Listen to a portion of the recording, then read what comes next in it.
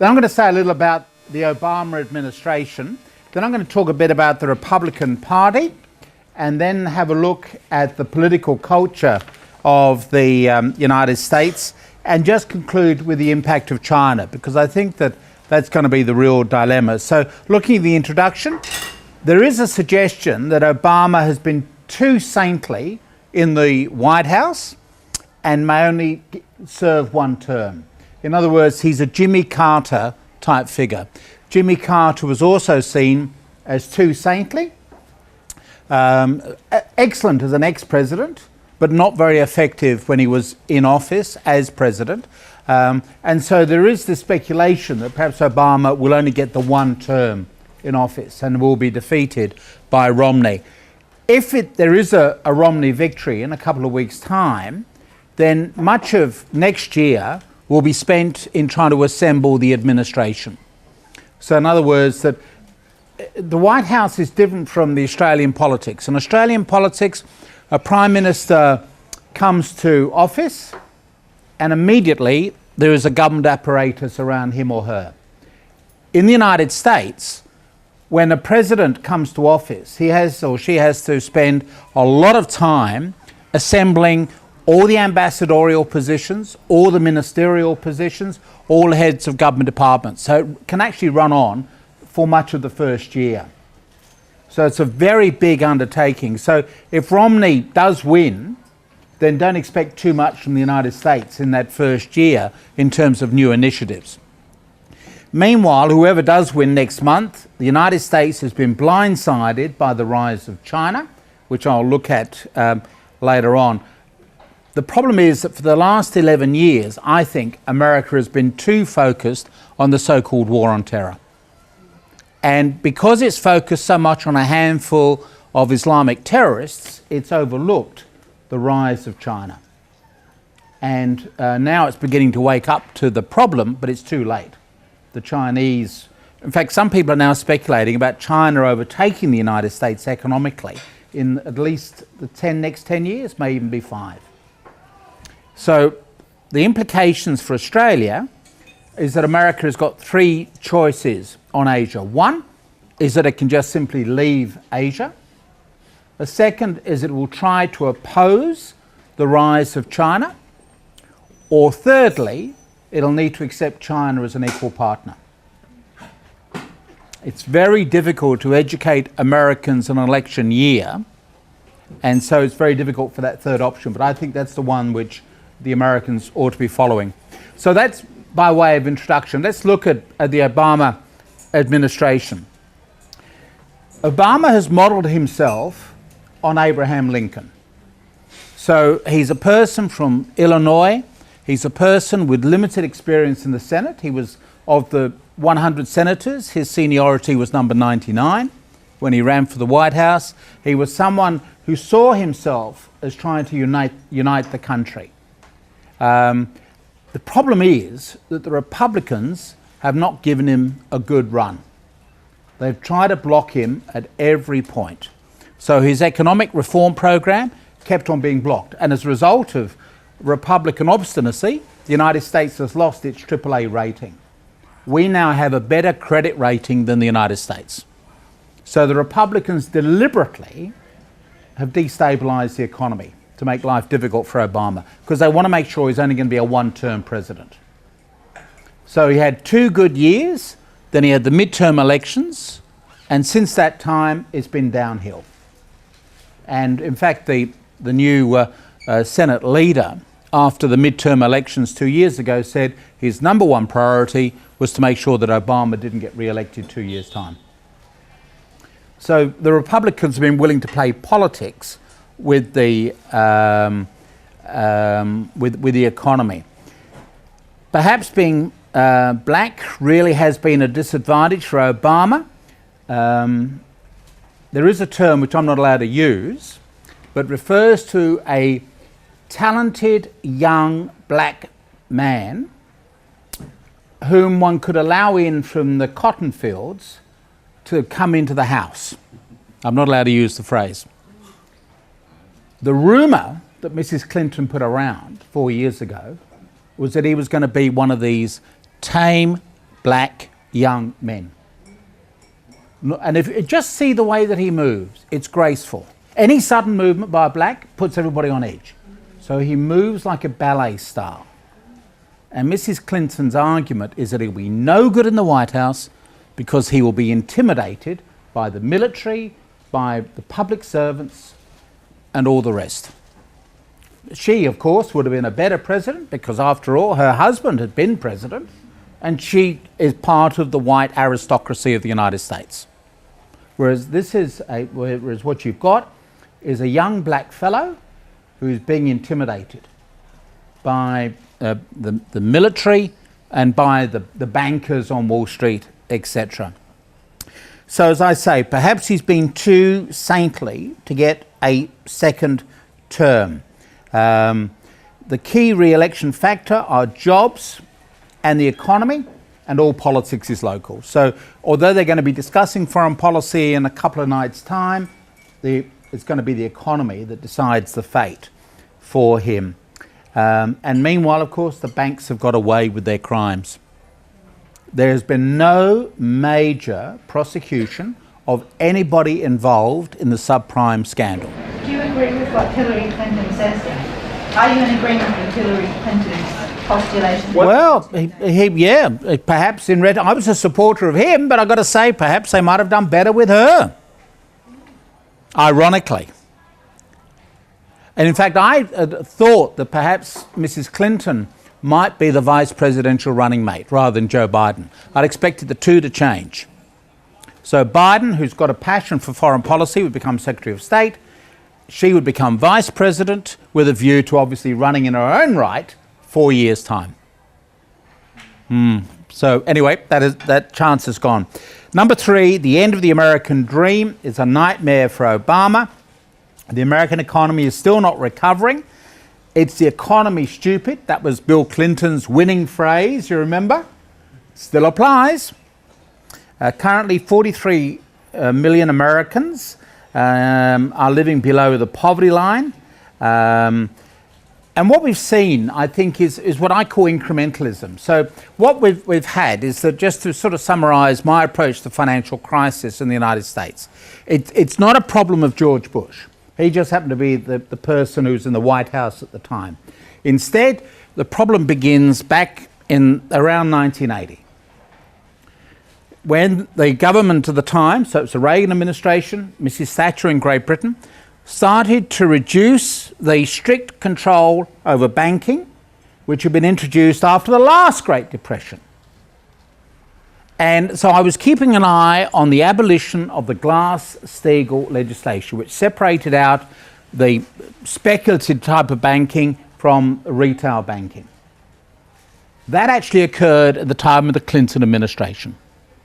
So when they abolished that piece of legislation, which goes back to the Great Depression, when they had abolished that, I knew that the American banking system was now just ticking away the years before the collapse would come.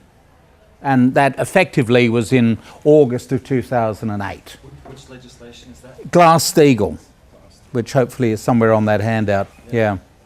So it's the Glass-Steagall legislation. When legislation goes through the Senate and the House, the two politicians involved get their name on it. So we talk about Dodd-Frank. We also talk about the earlier one was Glass-Steagall. So Mr. Glass and Mr. Steagall. So it was their legislation that separated out the banking system to prevent speculation. But then from 1980 onwards, all that legislation started to be chipped away, and it was at the time of the Clinton administration that they actually abolished Glass-Steagall. And then, as far as I was concerned, the American banking system was really on the countdown to collapse. My father used to say exactly what you're saying. So how come so many people knew it was going to cause this collapse and they still went ahead and did it? What's the Yeah. Greed or? It was greed. Yes, greed. Yep. Next question. It's as simple as that. How was it promoted to the populace? Most people don't do economic history. Remember, Joe and Mary Sixpack are wondering about Hollywood celebrities. They are not thinking about the stability of the banking system. If I'd been giving talks here on banking there would have been this sort of glazed expression on people's faces. Now, of course, you come alive because your banking system's under threat. But prior to that time, banking was seen as a boring activity. And the argument for President Reagan or Mrs. Thatcher was that we'd gone for so long without a banking crisis, we can start to try to reduce the red tape. Now, Thatcher and Reagan did not set out to destroy the banking system. So this is what's called incrementalism in political science. So incrementalism is when you take a small step, another small step, another small step, and then when you look back, you're amazed at how far you've travelled. So nobody set out to destroy the banking system. But what has happened is that these series of stages took place and then the whole thing fell apart. It just happened to be that George Bush was in the White House. I don't hold George Bush responsible. He just gets the blame. I'm happy to blame him for Iraq and Afghanistan, but you can't blame him.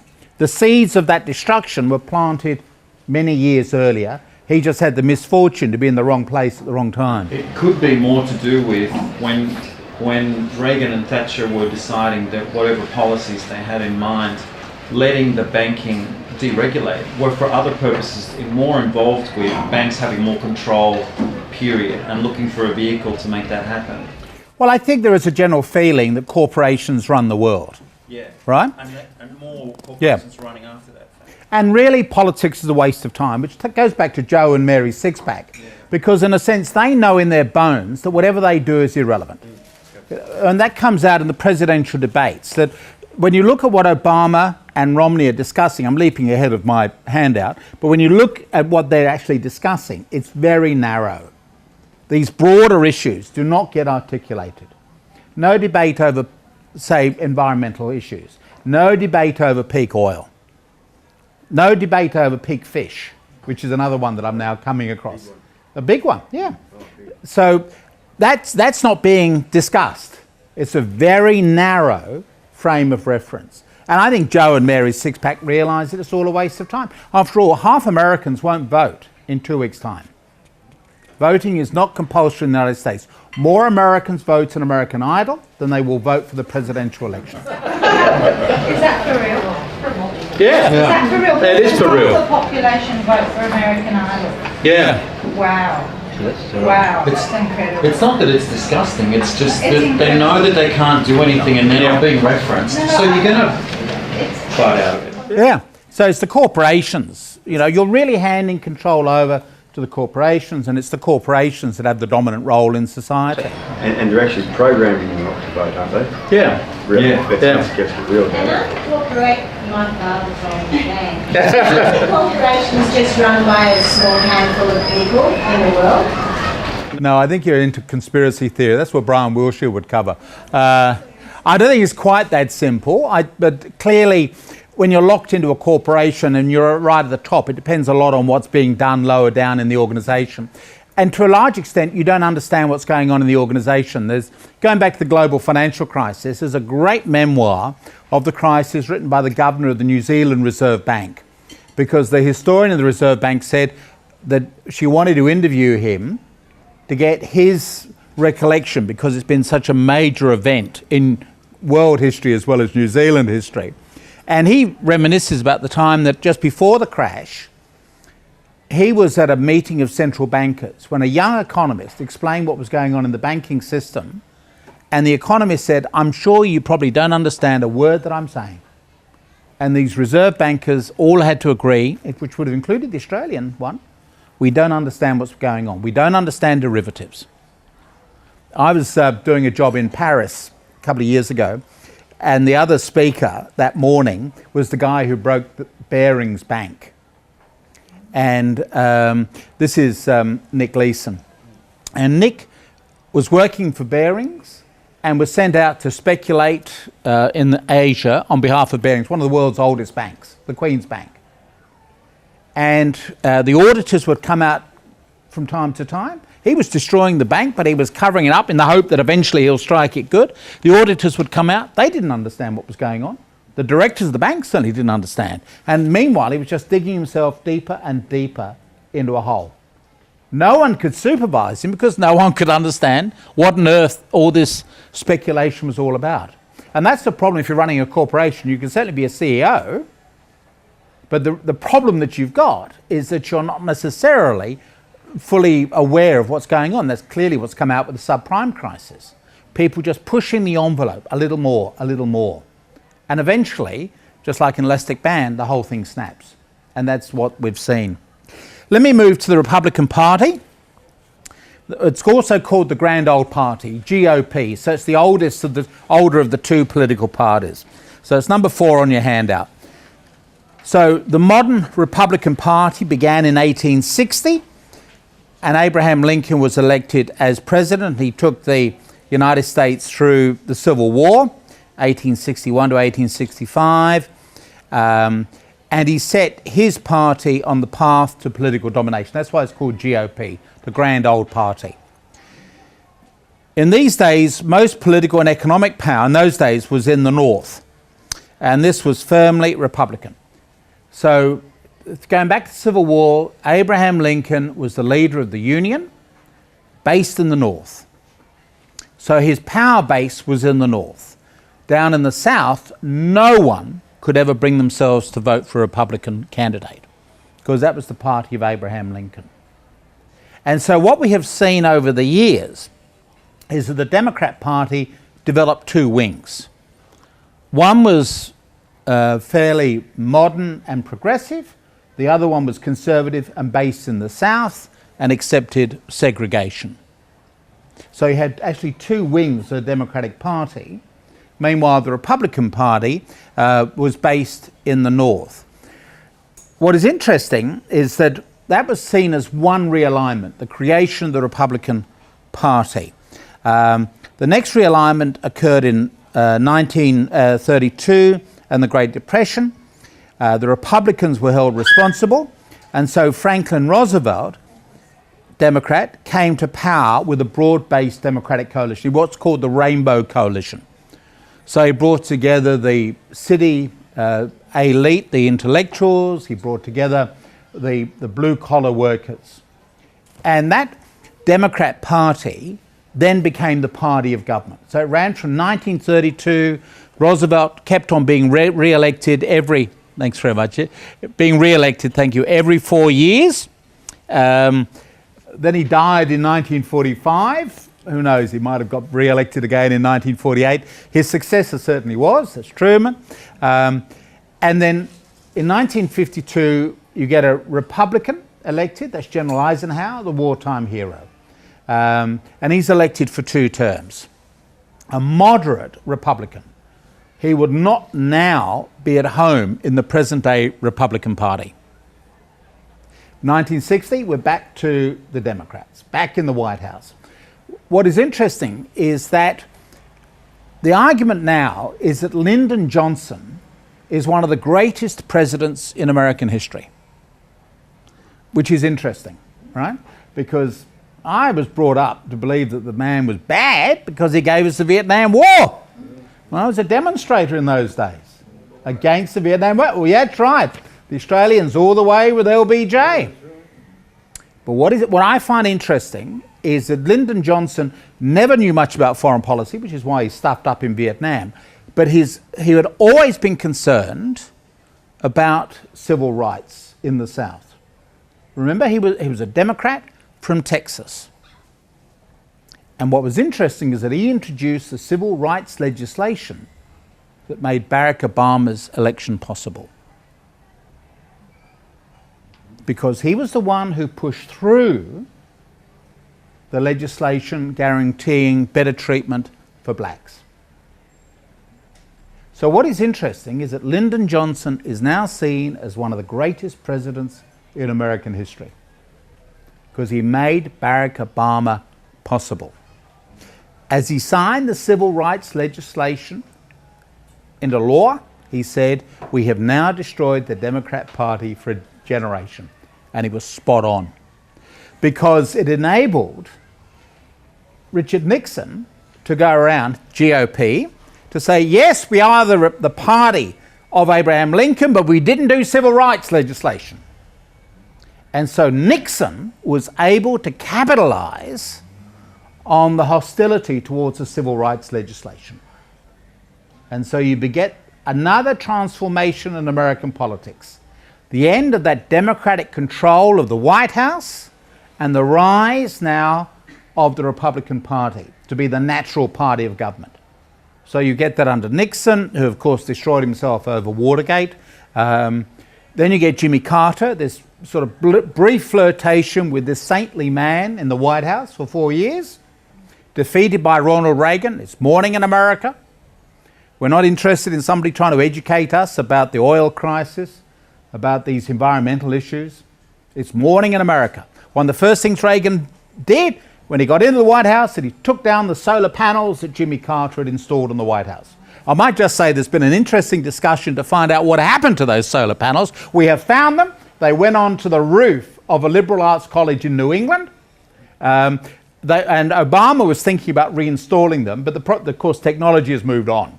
So we do have solar panels back on the White House, but they're not the original ones from Carter because technology has moved on.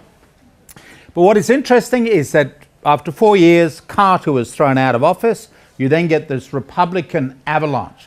So you get Reagan, it continues all the way through, a brief flirtation with Clinton because the Republican Party was beginning to split itself, and Clinton got in on the basis of the Republican vote being split. And then, of course, Bush has got in.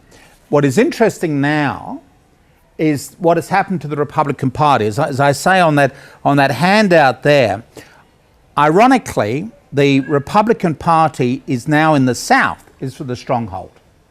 There is a rump of the Republican Party, which is a conservative heartland. So it's the South and it's the mountain states.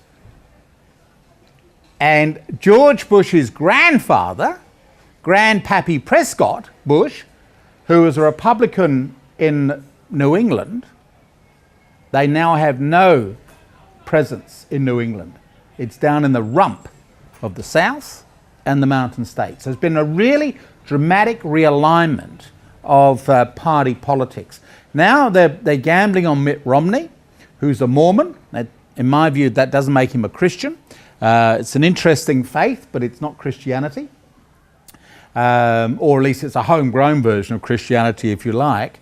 But what's interesting is that Mormonism is a growing faith. You join Mormonism, you become rich and successful. They've got rid of marrying several wives. Strictly speaking, mainstream Mormonism is back to one man, one woman. But at one point, of course, they did have polygamy, which is why they were hounded out of some of the states on the eastern seaboard at one point. So it can be very, very interesting to see if Romney is going to get in. The problem with Romney is that his power base is Massachusetts, which is a liberal state. And so there are a number of GOP members who think this man is not conservative enough for us. You've got a lot of blue-collar workers who are saying, Mitt Romney looks like the man who sacked me. Remember, this is a man who is a financier, not an industrialist. He is someone who's made money by taking over companies, asset stripping and the rest. He's extremely rich, but has got it partly through the deindustrialization of the United States. So there are a lot of there are a lot of conservative Republicans who may vote for Romney by holding their nose, to use the American expression. You sort of vote. I don't want to, but on the other hand, if I don't, that black man will get back in. And the fear for them is that a president in his second term in office knows that he will never have to worry about another election. So he will have a free hand. The problem is that if the Republicans control the Senate and the lower house, he'll have difficulty getting his legislation through. But Obama doesn't have to worry about another election ever if he wins in a couple of weeks' time. So it's very much touch and go. If you gave Australians the vote, it'll be a landslide for Obama. Or anybody in Europe, it'll be a landslide for Obama, but not in the United States. So you've got a number of problems for a victory for Obama. One, obviously, is that it's not compulsory voting. So a lot of people just won't bother.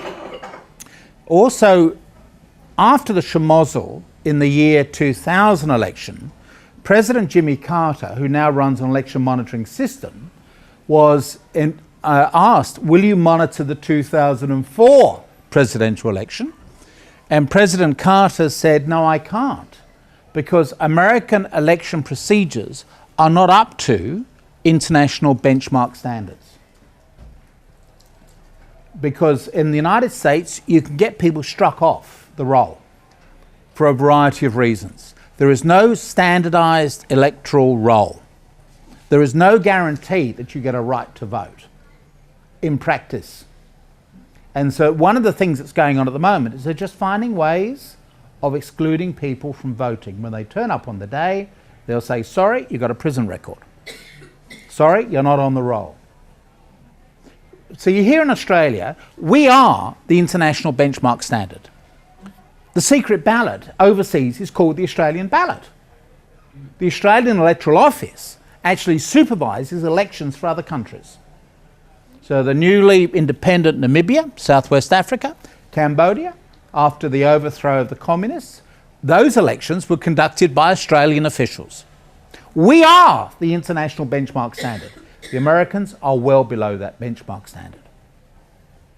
So on top of everything else, another problem for Obama is that there's no guarantee that even if his supporters turn up to vote, they're going to be able to exercise that right, because others might have blocked them. And it varies considerably, as I say, from one state to another, one county to another. No standard electoral roll.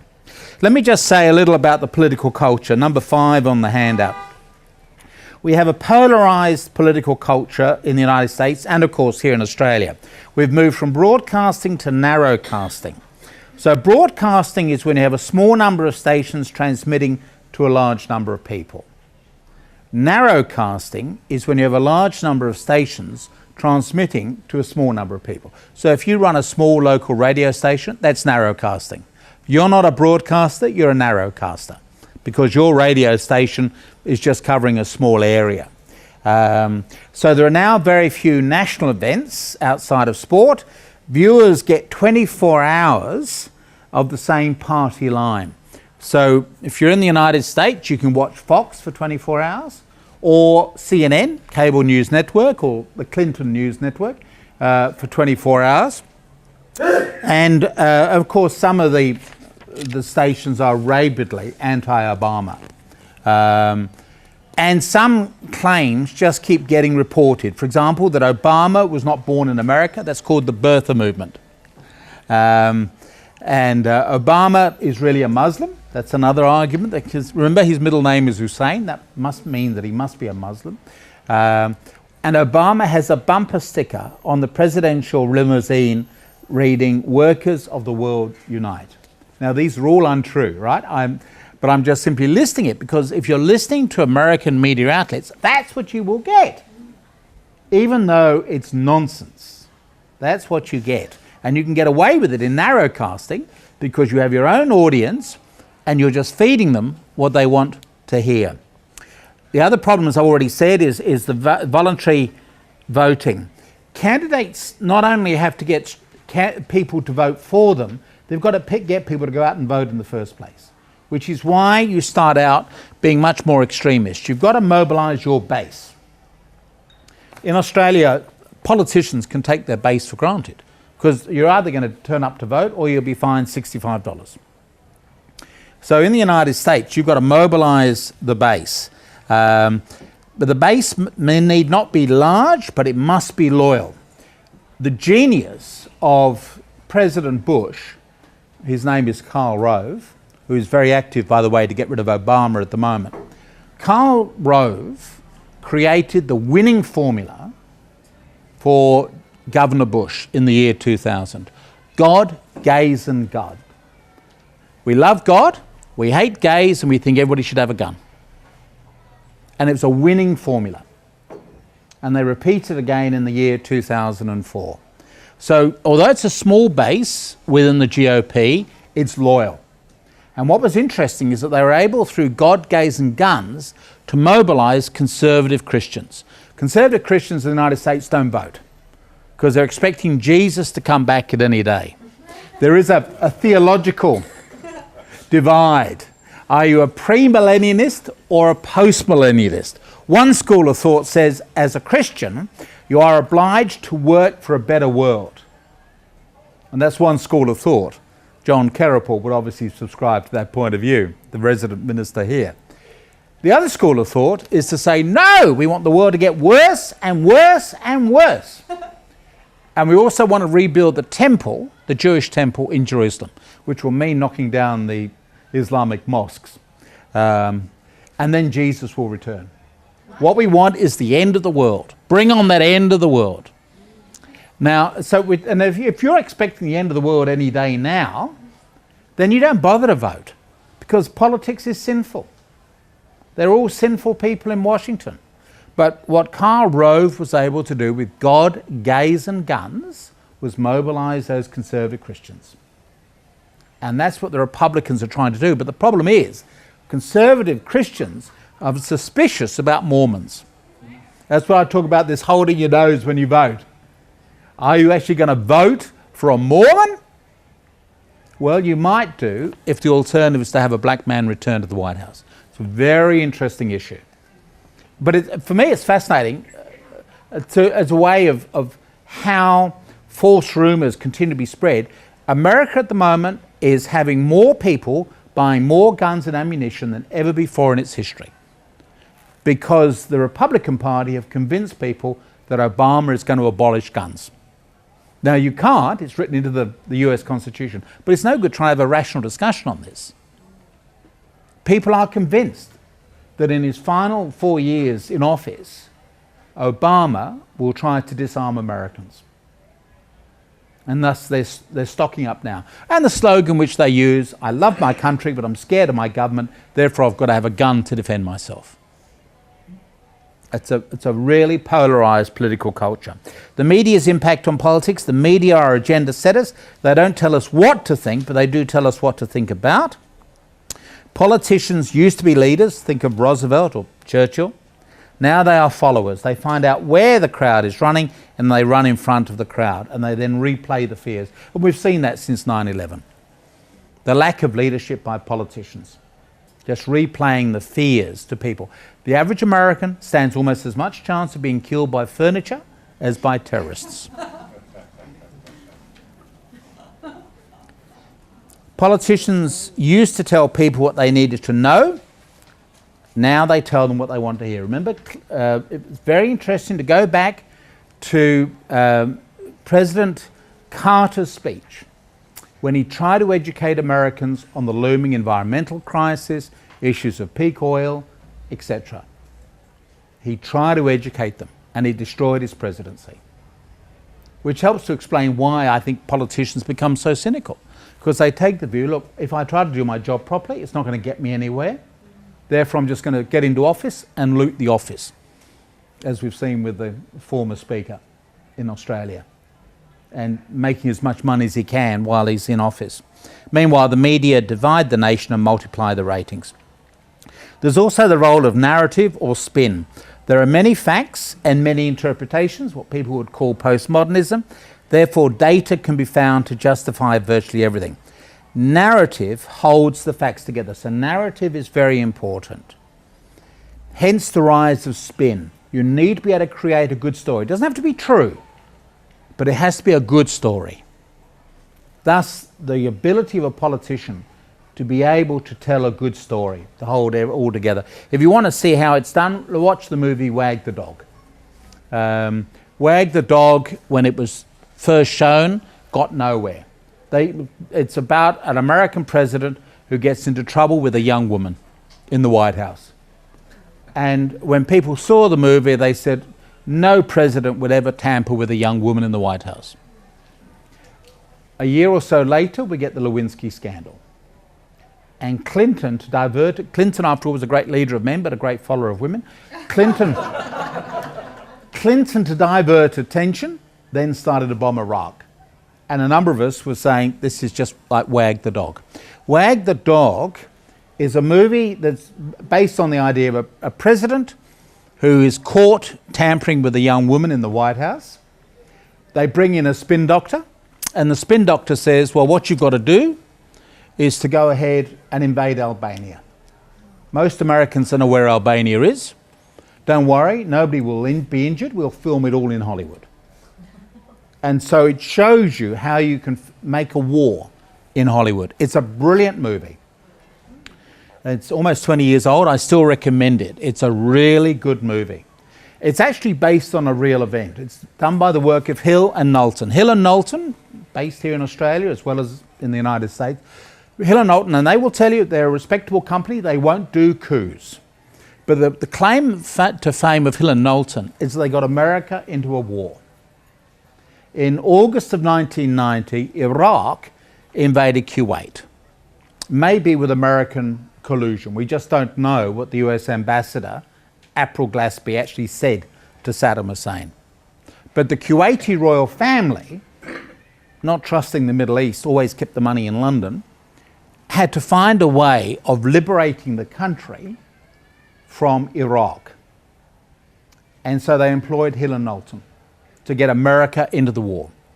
And the turning point was the testimony given by a nurse to the US Congress about how she had seen Iraqi soldiers go through the hospital in Kuwait City throwing babies out of humidity cribs.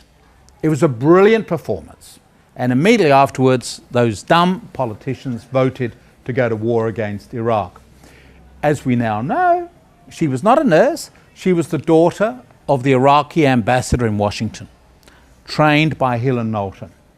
During the training, she said to Hill and Knowlton, the politicians, when they interview me, will recognize me. And Hill and Knowlton said, no, don't worry.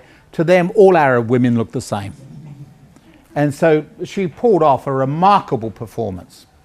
This is all now written up. None of this is top secret. It's all now written up. Hill and Knowlton have actually explained how they were able, through their skill, to get America into that very unpopular war to liberate Kuwait. It's quite, and so that idea was taken as the basis of that later movie, Wag the Dog. So it just shows how politicians can be manipulated. An earlier example of this, by the way, was back at the Gulf of Tonkin incident in 1965, whereby America stepped up the war in Vietnam. The Americans stepped up the war because the Vietnamese had attacked American warships in the Gulf of Tonkin off the Vietnamese coast. They didn't attack them. The two ships were so nervous that they mistook the sound of rudders for being attacked. And they then fired it elsewhere into the dark night. At the time, people were suspicious that this attack could have taken place because it was a pitch dark night. How would they have seen the American warships to attack them? What was interesting is that the Gulf of Tonkin incident enabled President Johnson to then greatly enhance the war in Vietnam. Years later, Robert McNamara, who was Secretary of Defense, was in Vietnam with his former enemies, reminiscing about the war, which he recognised was a mistake. And Robert McNamara said, well, that Gulf of Tonkin incident, did it really take place? No, General Zapp said. Then why didn't you just issue a media statement? We could have avoided a war. And General Zapp said, but we were the toast of the communist world. A handful of soldiers were being held up as heroes because they had taken on and defeated 2 American warships. And so the North Vietnamese didn't complain that it was all untrue. And so the Gulf of Tonkin, look it up in the history books, an event that never took place, triggered the Vietnam War. But the politicians almost unanimously voted to authorise the going to war. So there is a record to this. So Joe and Mary Sixpack, who are sceptical about voting, will know that may well be it's a waste of time with the politicians because they just get stampeded into it, in all of these activities. So that's the role of spin. You've just got to be able to tell a good story. It doesn't have to be true. You just have a good story to mobilise people. Warships are being attacked by the Vietnamese, or the Iraqis are throwing babies out of humidity cribs in Kuwait City. You just got to have a good story. That's the role of spin. That's how you mobilise people. Let me just conclude with the impact of China. there's now talk, I think, of a new economic model. We talk a lot about the Washington Consensus. So the Washington Consensus consists obviously of the US government, the International Monetary Fund, and the World Bank. And they've had since World War II an economic model that has worked well in the West. So it's free trade, free markets, free movement of ideas. What I find interesting now is the rise of the Beijing Consensus as a reply to the Washington Consensus. The Washington Consensus is bankrupt. It's given us the global financial crisis, which may well roll on for several more years. I've just come back from Europe. The situation there is really grim. The United States, let me just say, for those of you who want the link, I can give it to you. There's a remarkable little video that's just been made, runs for about 10 minutes. It's actually a very boring narrative. It's written by an accountant from the South, so it's a very nasally twang, but he makes a very interesting point. He's actually read the President's budget statement, and there are three big costs for the United States government. So one is the cost of government itself, which is either security, Department of Defense, FBI, or health, education, welfare. That's one. The second is what's called entitlements. So there's pensions, medical expenses, etc. And the third is repayment of the American national debt. On another page in the presidential's budget statement is an examination of all the money which the government can call on. So it's corporate taxes, income tax, etc.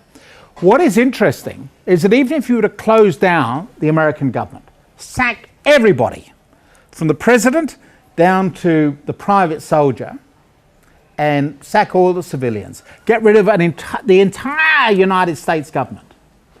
The problem is that the costs of paying the entitlements, pensions, welfare costs, the welfare benefits, and the servicing of the American government debt is less than the amount of money that you collect through income tax and corporate tax and fees and charges.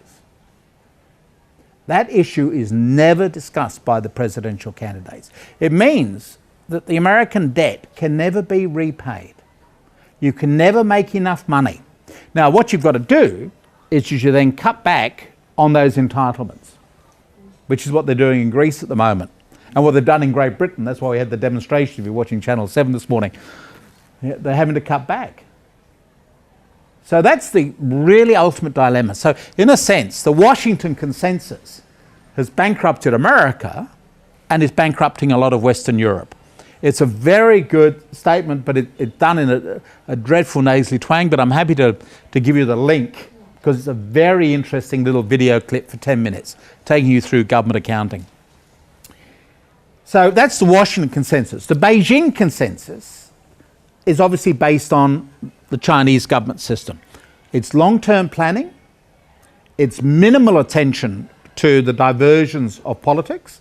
If you're watching one of my Channel 7 segments this morning, we already know who's going to be the next leader of China. This is before the election's taken place. It's going to be Mr. Xi. Mr. Xi has worked his way up. That's the way they do things in China. It's a long-term planning agenda. They don't lurch from one crisis to another. They put money into infrastructure. Remember, we have just had the longest economic boom in Australia's history. And the Howard government gave it back as tax cuts, which we then pissed up against the wall. We should have used that money to build railways and irrigation systems, employ nurses and teachers, etc. And we've squandered it. In China, they just simply ensure the infrastructure is there. And so the Chinese, I find fascinating the attention now being given to the Chinese economic model. So you keep your head down, keep your nose clean, you keep out of trouble. And you make a lot of money. And same with Japan. Yep. So it's very interesting, this new model which is emerging. Because clearly things have gone wrong in Washington. It's no longer able to be that beacon of what we thought it would be, the beacon of democracy, etc. And meanwhile, of course, Washington itself has changed since 9/11. We've now moved towards a surveillance state. Helen Brooke has done a TED Talk. I don't know if you're familiar with TED Talks.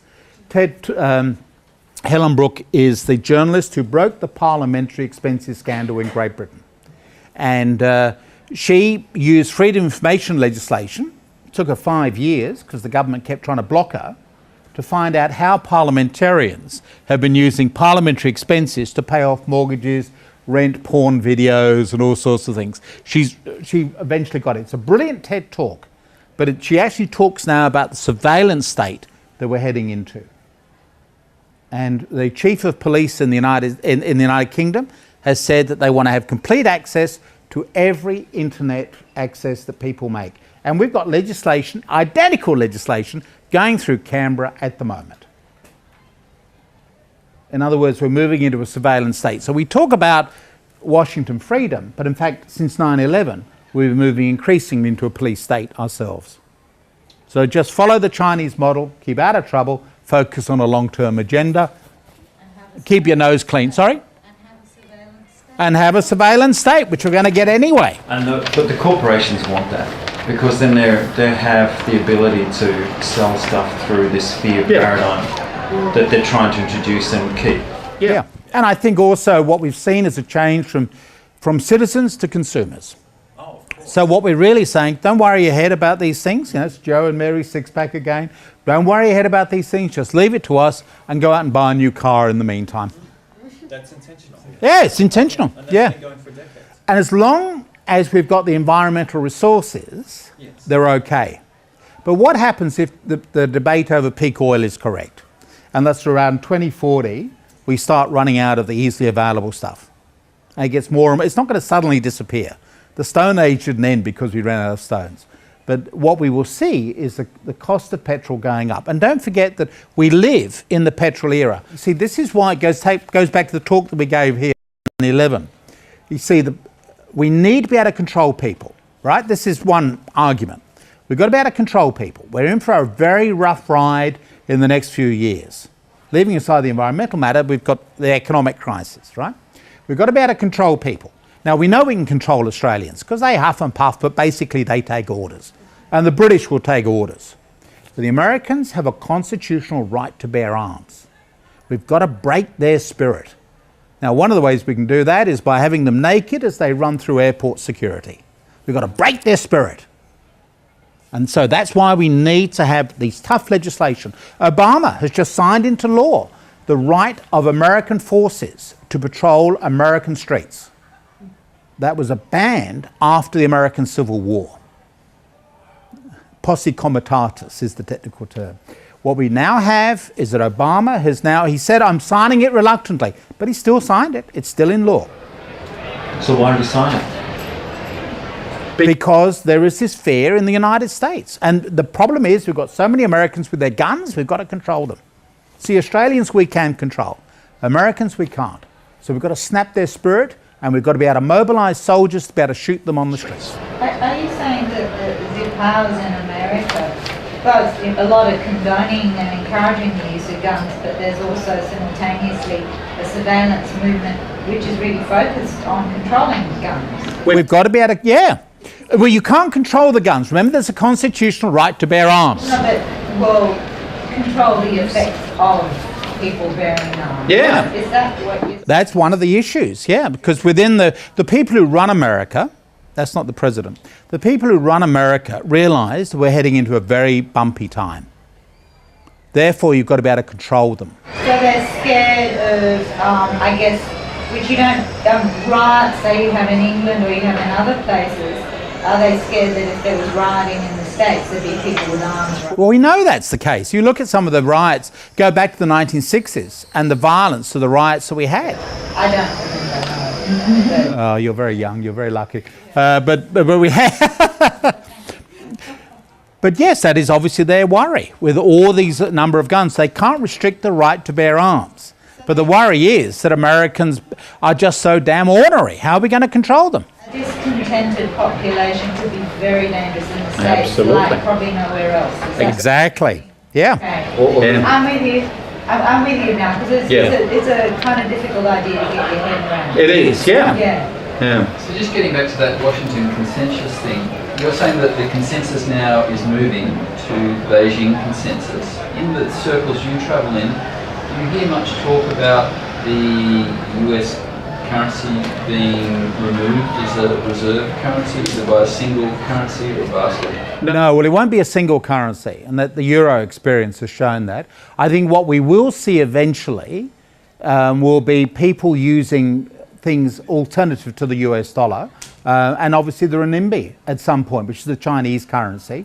Chinese yuan, renminbi will eventually become convertible and will be a currency. At the moment, if you have your currency a reserve currency, you are in a straitjacket, as the British found and as the Americans have now found. So the Chinese are trying to delay their rise to greatness as much as possible. But eventually, that's obviously one key currency. That's obviously what was hoped for with the euro, which is the triumph of political ambition over economic common sense. France and Germany hoped they could create a currency that would rival the US dollar. And for a while they did. And of course the other one is we talk about the die zone. Dollar, yen, Japanese currency, and the euro. So certainly what is interesting is that when you end up with the Iran and the Arab oil states saying we will now denominate our contracts in a currency other than US dollars. So that's what's actually happening. That's going to be the worry. Iran has threatened to do that. Iraq has threatened to do that. And may I add, is the reason why our Australian dollar is so high is because other world countries are buying our dollar as a good alternative to the American dollar. Yeah. That's it. And Yeah. I'm not wanting to appear too naive, but you did throw it out there. You said point blank that someone other than the president is running America. Good question. Yeah. Mine too. Well, who does? That's our problem. When you actually look at, when you come to, the problem is that we've elevated the role of the president to this grand role, but whoever does become president actually has very limited power. John Kennedy, for example, when he was president, so we're back half a century ago, Kennedy used to say that he had one policy and the State Department had another. Let's go back to the Cuban Missile Crisis, the height of the crisis, when the Soviets and the Americans were looking at a way to defuse the situation. Khrushchev sent a message to Kennedy saying, well, we removed the missiles from Cuba if you remove the missiles from Turkey. Kennedy immediately sent a message back saying, I've already done that. They've gone. Khrushchev sent a message back saying, have you checked? Fact is that Kennedy had issued the instruction because it was so close to the Soviet border. Somebody could have walked over and captured the American missiles. So Kennedy had made the decision, removed the missiles. The Pentagon refused to do so. So Khrushchev was actually better informed about American missiles than the president, who assumed that because he had signed the order, that it would be carried out. I mean, the fear of what you're saying, it sounds verging, you used the word before, conspiratorial, yet you dismiss that word. So how do you answer that there's someone other than the president running the country? Well, the reason I don't go for conspiracy, you've got basically two approaches to world affairs. One is conspiracy, the other is cock-up. And I prefer cock-up. The conspiracy suggests that everything can be lined up in a neat little arrangement. I just don't see human affairs going that way. That's the in-between way. But what I see is usually one accident after another. But getting back to who runs America, who does run America? Well, power is dispersed. Going all the way back to Philadelphia in 1787, when they had the second go at writing the American Constitution, which is the version that's still in power, they deliberately separated out the power in the United States. They just got rid of one dictator, King George III, and they wanted, therefore, to disperse the power. That's why you've got a president, you've got a Congress, or executive, you've got a Congress, and you've got a judiciary. And each can overrule the other. So for a start, the president is not running America. He gets the credit being the figurehead, but he is not running it because he can be stymied, as we've seen, by an obstructionist Congress. In one sense, an Australian Prime Minister is in theory more powerful than an American president, because if you are Prime Minister, you can guarantee to get your legislation through the lower house. It can still be blocked in the upper house, but at least you can get it through the lower house. If you're a president, you've got no guarantee you can even get it through the lower house, let alone the upper house. See, so that's why I talk about the power in America being dispersed. But then also behind the scenes, behind those three arms of government, you've also got corporate power. And you've also got the power of pressure groups. The National Rifle Association is the most powerful non-governmental organisation in the United States. They've blocked every piece of gun legislation that presidents have tried to introduce. They're only doing that in the public forum, in the Senate, or with the President, or with the new judiciary. You're not suggesting that there's power outside of those bodies. Well, it's the power of lobbying of the corporations. You know, one of the things that came out of the Watergate tapes, which Nixon had to reveal, was the lobbying that went on. This is just quite coincidentally, when the tapes were released, they were actually trying to find the president obstructing justice. But they had to release a whole lot of tapes, which, by the way, you can hear if you go to Washington. You can go to the National Archives to listen into the president. What you also picked up, quite accidentally, are the companies making automobiles saying to the president, we don't want you to make it compulsory to wear seatbelts because it means an additional cost for us. So we've actually picked that up. So that's lobbying power. And look at President Obama's problems with healthcare legislation. America is the only Western country without universal healthcare. Obamacare has been a move in the right direction, but it's still not a universal system of healthcare.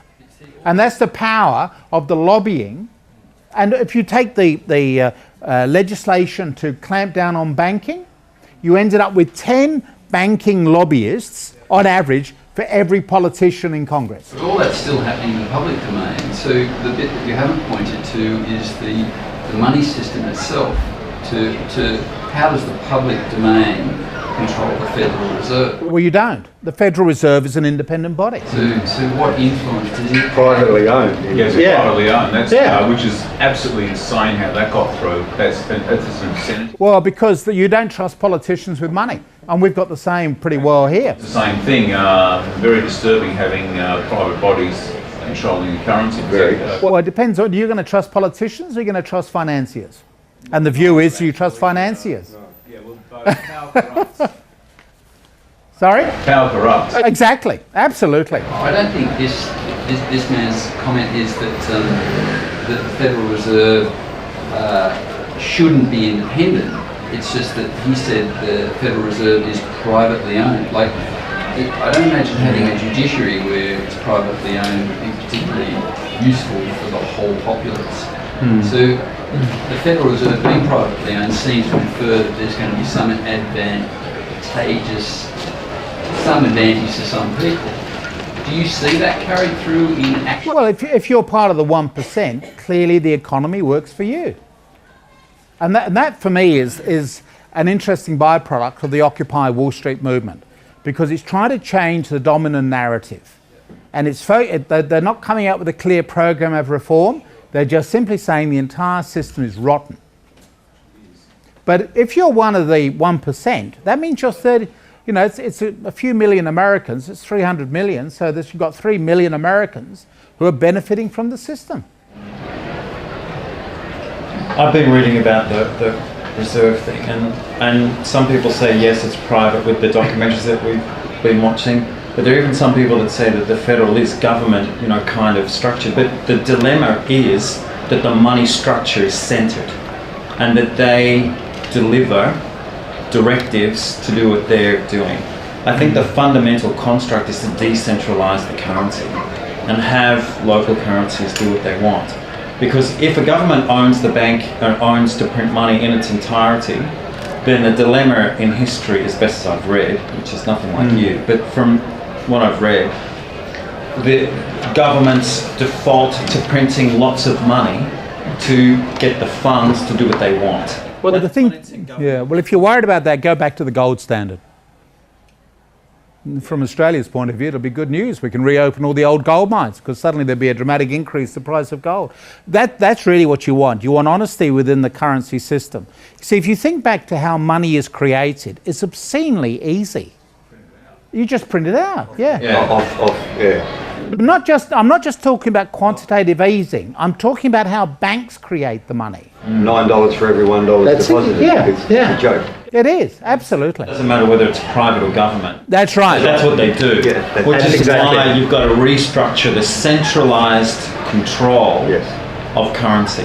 They're printing money out of thin air on nothing. And they're doing it with that construct. You decentralise it and take that power away, and then you do it to the people who actually produce things, as opposed to people leveraging using money as a commodity. Then that whole structure changes, and the 1% of power that the people in their structure think that they have actually is worthless if you reevaluate what the unit. Sorry, well, I think we better move off the money. Yes, sir. Yeah. I have a question. You say the Americans say we must control everybody. If necessary, by introducing a police state. Why is that? Yeah, pretty well. Moving towards a police state, yeah. Why is that? Why they have to? Well, what we've seen since 9/11 has been an overturning of the American tradition of civil liberties. So if 9/11 hadn't have happened, it would need to have been invented in order to get this legislation through. So if you look at the Patriot legislation, which Clinton, by the way, tried to introduce. This is a copy of the enabling legislation. That's right, yeah. Exactly. And so you've got legislation which is the size of a small telephone directory, which just sailed through Congress. It was the previous incarnation was the Clinton administration, after as a form of gun control, blocked by the NRA. After 9/11, that sense of panic enabled the legislation to go through. And so in the United States now you have far more restrictions on American civil liberties than we had prior to 9/11. It's been amazing just how quickly those traditional liberties have gone in the last 11 years.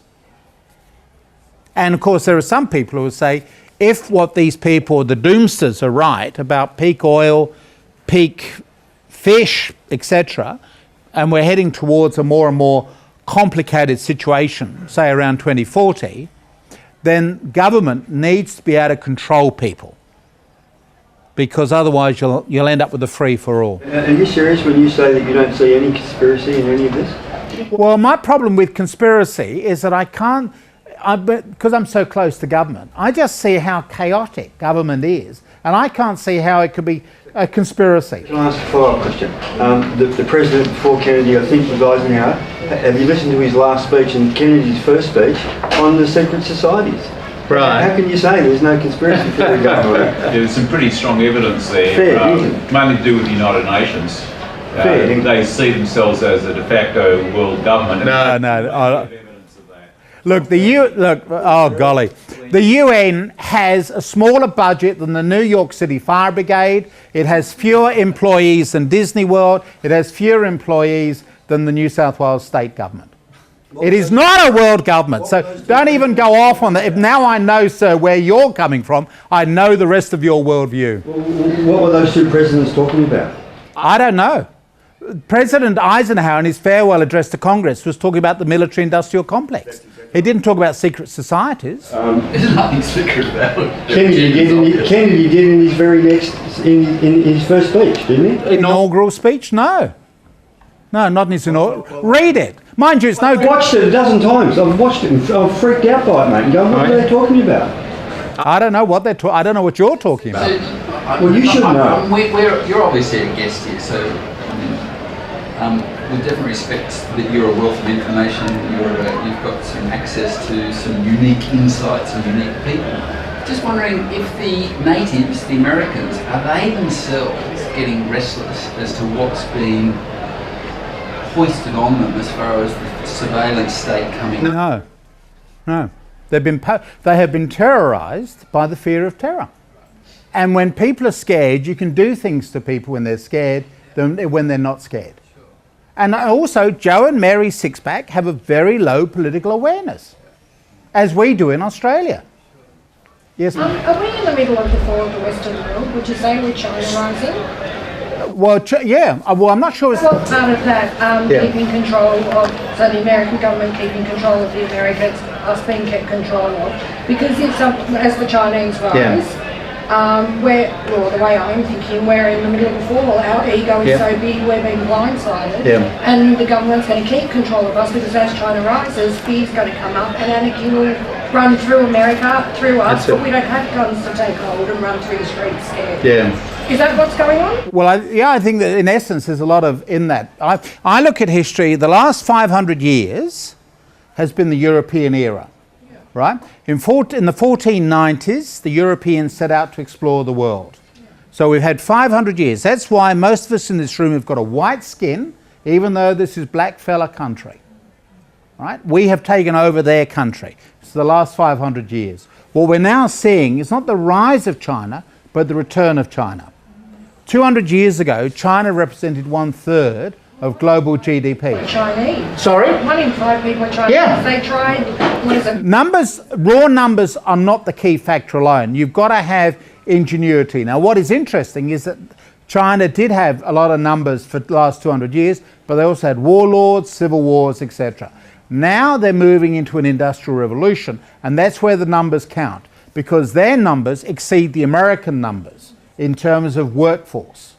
So in the West, an unemployed worker is seen as someone to be discarded, whereas an unemployed worker in China is seen as tomorrow's employee.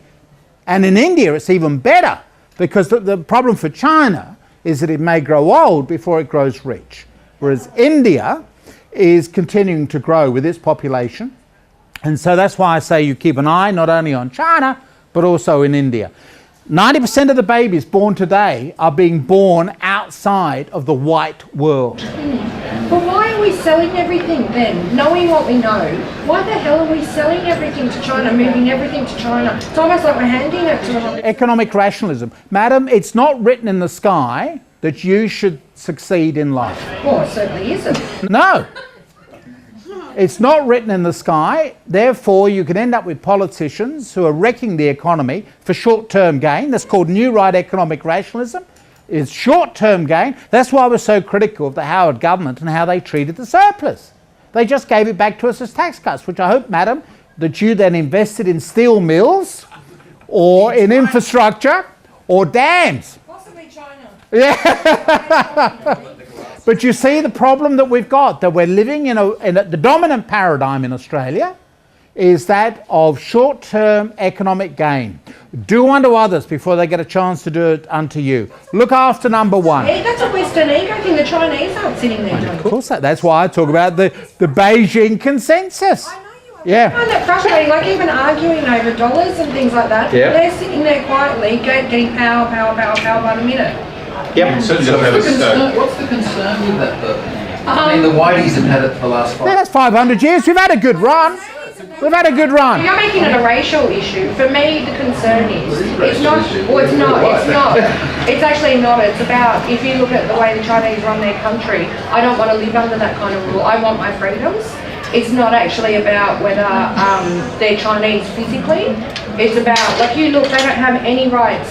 You look at, is it Falun Gong? They can't have any groups like that. They can't have any rights if it's against the government. If they take rise, in my mind, it's a matter of how they run their system rather than what colour they are. I don't want to live under that kind of... Can I just make a comment about Falun Gong, which I find interesting, because one of the worries for the Chinese leaders is that they've embarked on a very un-Chinese economic program, which is Western-style consumerism. The Chinese do not have a civilizational mission. Now, the British, when they encircled the world, had a civilizational mission. The French did, the Dutch. The Chinese don't. The Chinese, in their attitude, is we're here to make money and we'll do deals. That's all they're about. Now, let me finish. 200 years ago, McCarthy, on behalf of King George III, visited China. And the British said, look, we are now running this industrial revolution.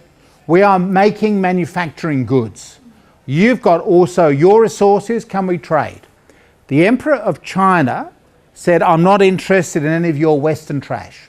And 30 cartloads of presents just rotted away. The Emperor was not interested in it. Because in those days, a Chinese gentleman was someone who spent his time writing poetry and doing calligraphy. Deep in the, I think, in the minds of the Chinese technocrats is this memory of an earlier, more civilized China. Falun Gong, with its emphasis on spirituality, meditation, is a remembrance back to an earlier era and the values of that emperor 200 years ago. That's why they're clamping down on it, because what they're worried about is that Chinese will say, yes, why are we embarking on all this economic growth? Look at all the trouble it's caused in the West.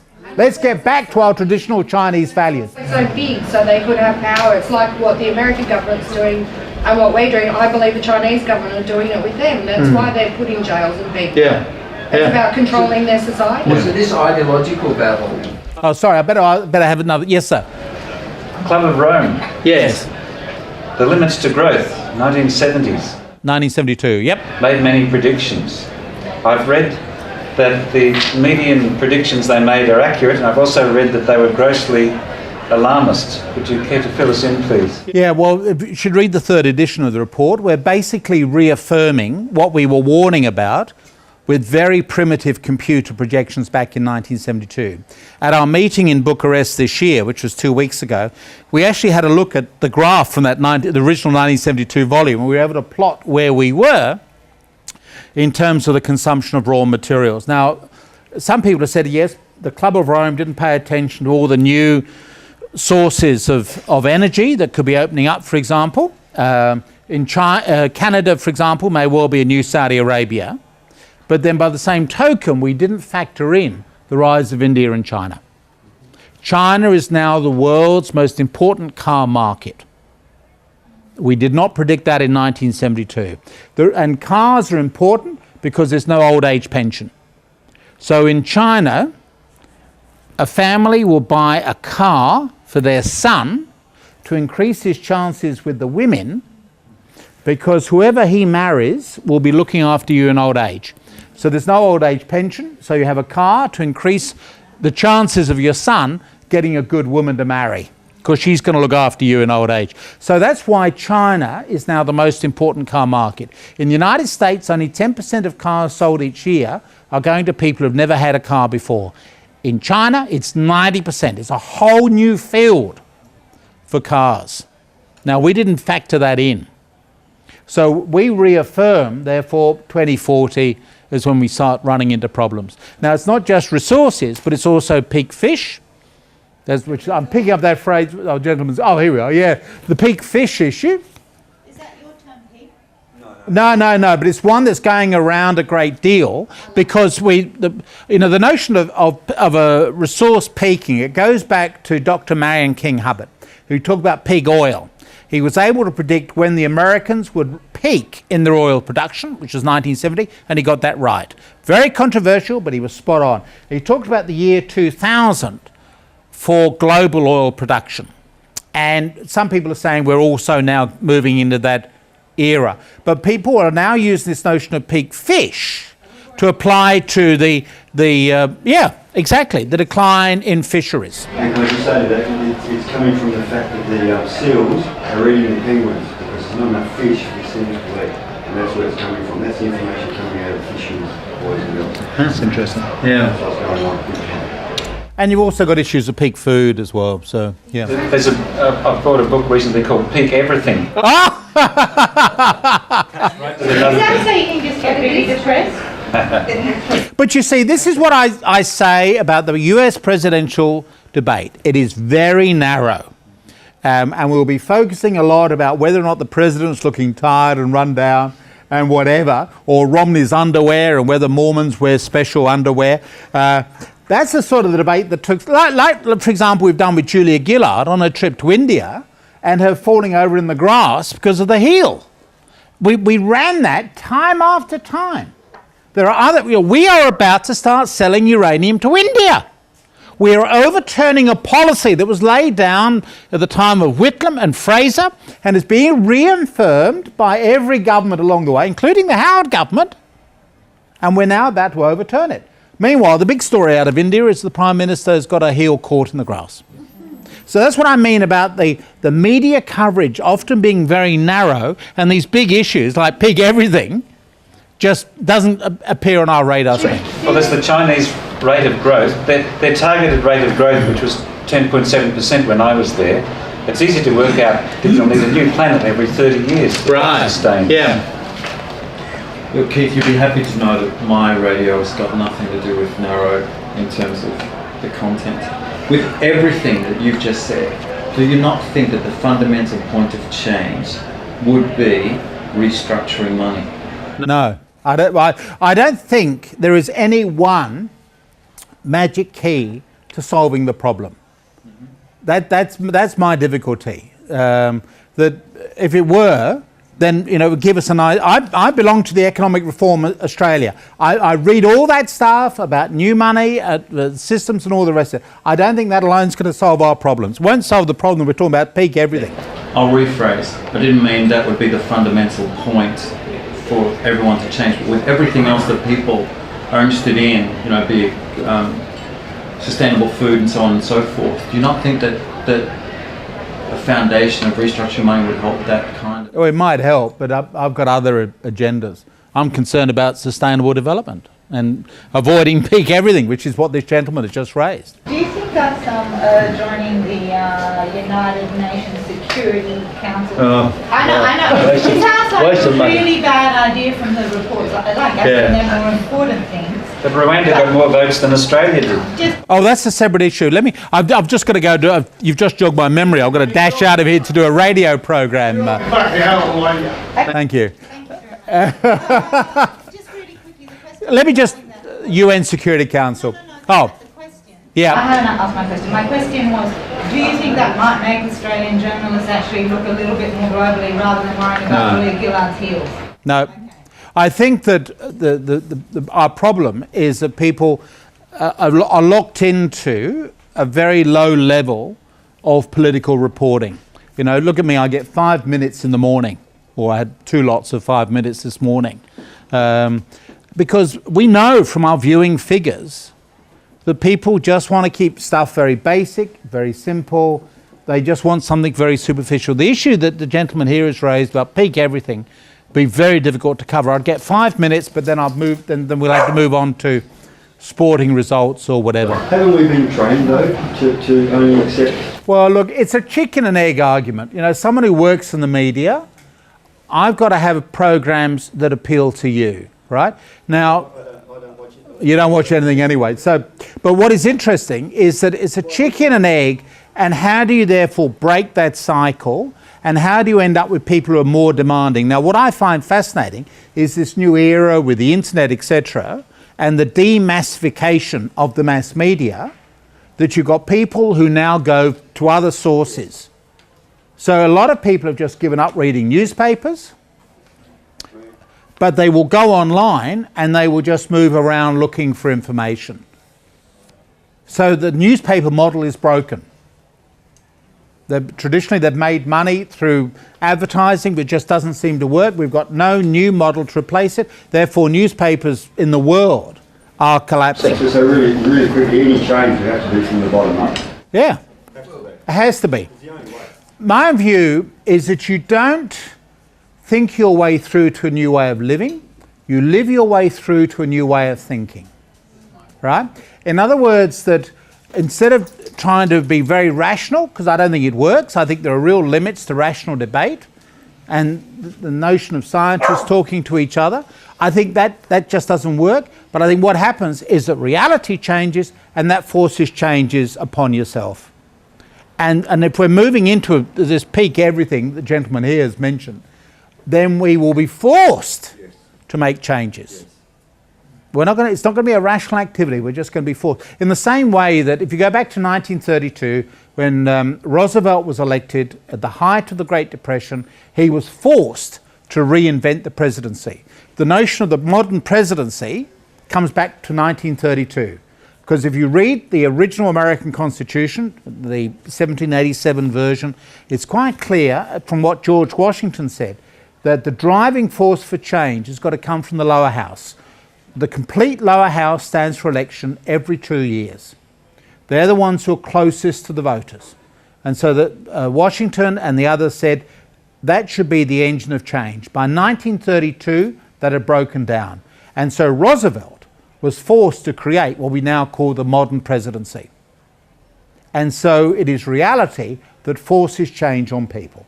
And so if we're getting into this era of peak everything, then we will be forced by reality to start making dramatic changes. And when that dominant paradigm changes, you can get all sorts of quick changes. Now, Phil's standing up.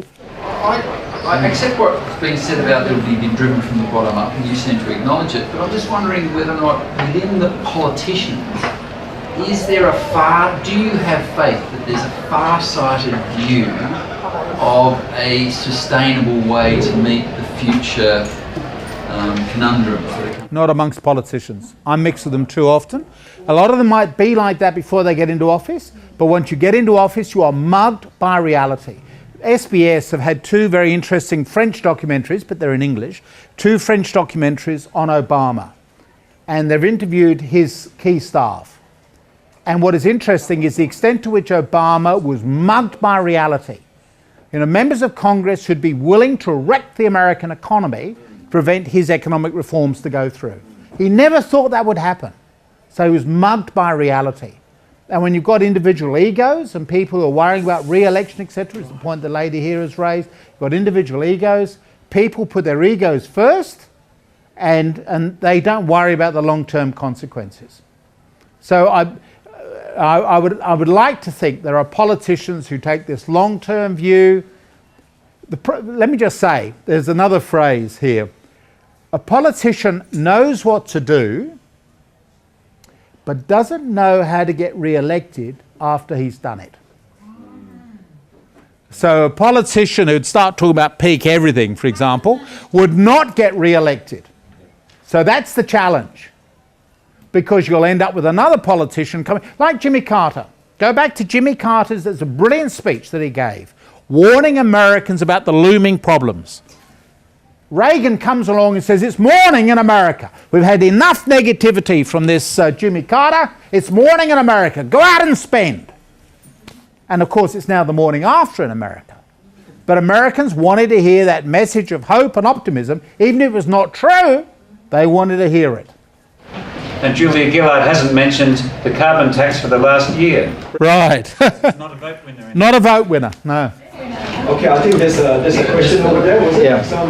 There's the Malthusian sort of effect there, peak everything. So why are we having this coal seam gas and prime agricultural land and the Murray-Darling environmental flows, which basically are going to destroy 40% of Australia's agriculture? It just does not.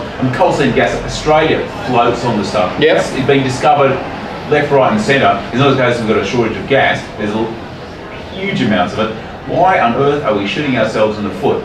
Again, greed. It's insane. I know, it's greed. The Gorgon oil field in northwest Australia, where I was a few weeks ago, will take Australia from being the fourth largest producer of liquefied natural gas in the world to number one. Australia floats on the stuff. Exactly. Why are we wrecking prime land? Individual greed. Yeah. And both political, probably 80% of Australians think it's a load of rubbish. So why on earth do our politicians who work for us, I suppose? Well, they don't. That's your problem. They don't. And they are reading the scripts that are produced from within the bureaucracy. The job of the politician is to win elections, not to govern the country. The people who govern the country are the bureaucrats. You've seen Yes Minister. People think that's a comedy, but it's actually a documentary. Okay, I think, have we got to go now? Keith? Yeah, well, I'll just go down the corridor here and do the interview. I'll do it over my mobile phone. I think there's one more question there, is it? Has anyone got any questions? I was just going to ask, what should little old average me be doing to... what should I be doing? Help the community gardens. Well, community gardens, yes, there's a lot of local initiatives. I think what is interesting that people have dropped out of politics nationally. But keep an eye on what's going on in Detroit. Detroit is fascinating. Detroit was the motor town capital of America. Now the factories have gone. The prairie is actually taking back the factory land. But what is also interesting is the Renaissance movement in Detroit. And so whoever said the market gardens, you're quite right. We've now got gardening being done on the south lawn of the White House with Michelle Obama, first time since World War II. So community gardens. So that's certainly an opportunity. Look at transition towns. There's a move now to create a transition Sydney. Transition towns are people who are getting ready. Sorry? It's already here. Transition Bondi. Excellent. So there are things that are going on, but they're being done locally, because I think a lot of people just despair of what's happening nationally. There's a heap of stuff, and that goes back to decentralisation. Academically understanding what's going on. Oh, well, there are heaps of stuff, thanks to the internet. Without sitting on the internet all day, I mean, is there a radio station you can listen to while you're doing your gardening? Yes. Oh, well, here's one, if you can pick up the signal. Mine. I stream, so I'm not just local. Yeah, well, you can do podcasts and listen to it anywhere around the world. There's a heap of information that's out there. I have podcasts. Yeah. They're on the Facebook. And if you go to my website, you can get my podcasts as well from Sunrise and the ABC. It's a whole new world of broadcasting out there. It's interesting, because I better make this my final comment. At a time when there's speculation that humans are the global cancer, in other words, a cancer is the host where it grows, it destroys it. There's also talk that we've now created the global brain, which is the internet. And Teilhard de Chardin and others who are talking about the development of some sort of global brain, we now have it through the internet. And we can share ideas. Like, for example, by now finding out about Transition Bondi, I've got a colleague, Noel Harrower, who's doing transition towns in England. And so here we have this sort of global network of people who will never meet each other, but all being influenced by Bill Mollison of permaculture, all the rest of it. Yeah. So all these things are happening, but they are not in the mainstream media. Because Joe and Mary Sixpack just want to hear about, the days of our drearies and whatever. The young and witless. Did you hear about Einstein arresting its bankers? No, well, that's good. Yeah. That's on my thing too. You got to read about it. I better finish, Phil. Yep. Yeah, Keith, thanks very much. Lovely. Thank you.